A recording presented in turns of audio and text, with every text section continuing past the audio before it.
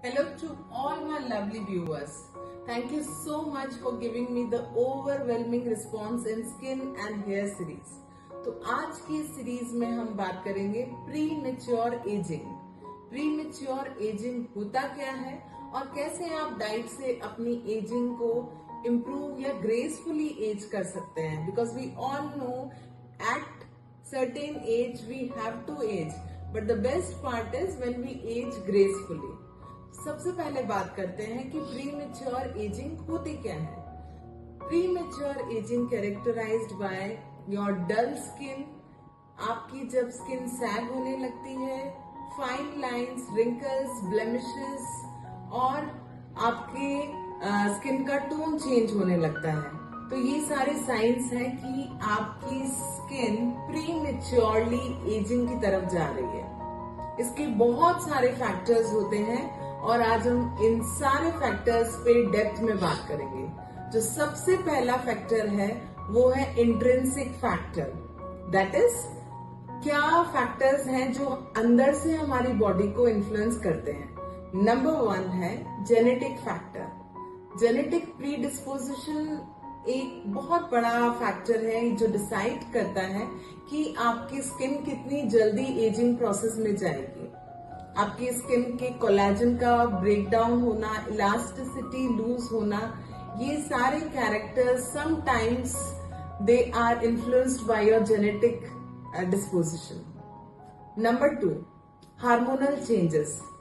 जब हमारी body hormonal changes में गो थ्रू होती है, जैसे कि मेनोपॉज या एंड्रोपोज, तो उसमें सेवरल शिफ्टिंग होती है, हार्मोन्स के अप डाउन होता है, जिसकी वजह से आपकी स्किन ड्राई होती है, आपकी स्किन की इलास्टिसिटी लूज होने लगती है, कोलेजन का डिप्लीशन होने लगता है और ओवरऑल स्किन का सैगिंग वगैरह ये दूसरी सारी प्रॉब्लम शुरू हो जाती है।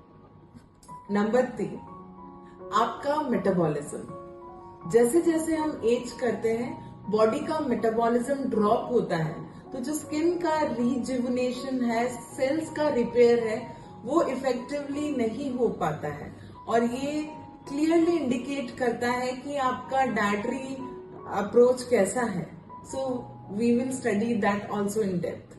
Now number 2 factor is your extrinsic factors. Extrinsic factors के अंदर पहला फैक्टर आता है ultraviolet exposure. Ultraviolet radiation का एक्सपोजर आपको सनलाइट से मिलता है।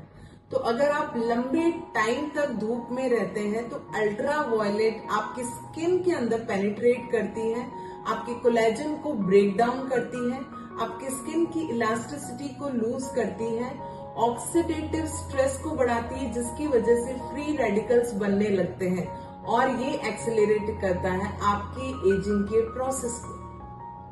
नंबर 2, आपका एनवायरमेंटल पॉल्यूटेंट्स की तरफ exposure. Whether you are an active और passive cigarette smoker, exposure to smog, chemicals, जब आप ये सब चीजें इनहेल करते हैं तो ऑक्सीडेटिव स्ट्रेस बढ़ता है, फ्री रेडिकल्स बनते हैं और आपकी स्किन को एजिंग की तरफ एक्सेलरेट करते हैं। Number 3, lifestyle choices. आपका लाइफस्टाइल कैसा है? आर यू अ सेडेंटरी और active person?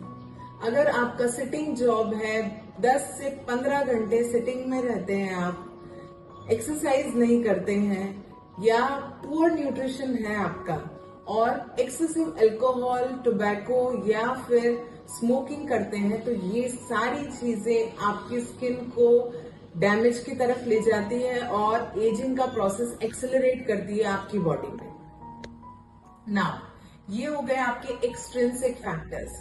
Now number 3 is your behavioural factors, जिसका पहला कारण है स्ट्रेस।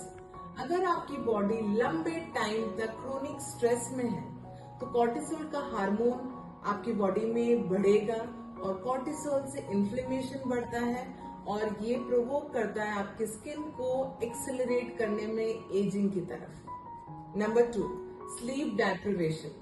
अगर आप स्लीप डिप्रिवेशन है, it can be any reason, आप नाइट शिफ्ट में हैं या आप देर तक जागते हैं, नींद पूरी नहीं होती है, कोई भी कारण है, तो आपकी बॉडी का जो रिपेयर प्रोसेस है वो प्रॉपर नहीं हो पाता है, सेल्स रिजुविनेट नहीं हो पाती है, बॉडी रिकवर नहीं होती है और इसका सीधा सा इम्पैक्ट आपकी स्किन और हेयर हेल्थ पे पड़ता है। नंबर 3, आपका स्किन केयर रूटीन। आपका स्किन केयर रूटीन में आता है कि किस तरह के प्रोडक्ट्स आप यूज करते हैं। Are you using any hard skin products? आप ओवर एक्सफोलिएट कर रहे हैं स्किन को, या फिर आप over makeup and skin products use कर रहे हैं जिससे कि आपकी स्किन की थिनिंग हो रही है और आपके स्किन में फ्री रेडिकल्स जल्दी बन रहे हैं। तो ये जो भी केमिकल ट्रीटमेंट आप लेते हैं स्किन का, वो कहीं ना कहीं ऑक्सीडेटिव स्ट्रेस को बढ़ाता है और एजिंग के प्रोसेस को भी एक्सेलरेट करता है आपकी बॉडी में। Now coming to the 4th factor is your medication और योर क्रोनिक इलनेसेस। अगर आप लंबे टाइम से किसी बीमारी से जूझ रहे हैं या क्रोनिक इलनेस है बहुत लंबे टाइम से आपको, और जैसे कि हम बात करें ऑटो इम्यून डिसऑर्डर्स की, तो ऑटो इम्यून डिसऑर्डर्स से ऑटोमेटिकली आपकी स्किन और हेयर हेल्थ डिप्राइव होगा, बिकॉज हमारे सेल्स के अगेंस्ट ये वर्क करता है जिससे हमारी स्किन और हेयर हेल्थ भी इम्पैक्ट होती है। और या आप लंबे टाइम से मेडिकेशंस ले रहे हैं, एक्ने का ट्रीटमेंट ले रहे हैं या हाइपरटेंशन या कोई और लंबी बीमारी का ट्रीटमेंट ले रहे हैं, तो उन सब मेडिकेशन के साइड इफेक्ट्स होते हैं और वो साइड इफेक्ट आपके स्किन और हेयर हेल्थ को अफेक्ट करते हैं। तो ये सारे फैक्टर्स मैंने आपको बताया जो प्री मैच्योर एजिंग को बढ़ाते हैं।